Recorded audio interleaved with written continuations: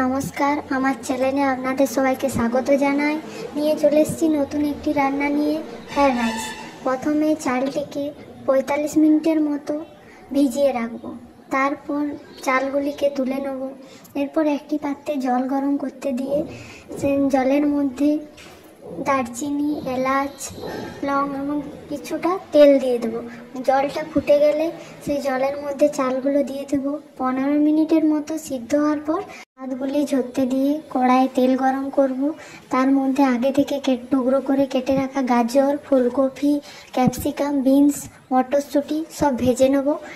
ভাজা হয়ে যাওয়ার পর কাজু, কিশমিশ, লং, এলাচ, দারচিনি সব ভেজে নেব। তারপরে কড়াইয়ে কিছুটা ঘি দিয়ে ঘিয়ের মধ্যে ভাতগুলি দিয়ে দেবো।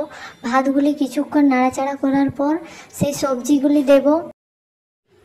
পরিমাণ মতো চিনি দিয়ে একটু নাড়াচাড়া করার পর গ্যাসটা লো মিডিয়াম করে কিছুক্ষণ ঢাকা দিয়ে রাখবো। তা কিছুক্ষণ পর ঢাকা খুলে তার মধ্যে কাজু, কিশমিশ সব ছড়িয়ে দিয়ে গরম গরম পরিবেশন।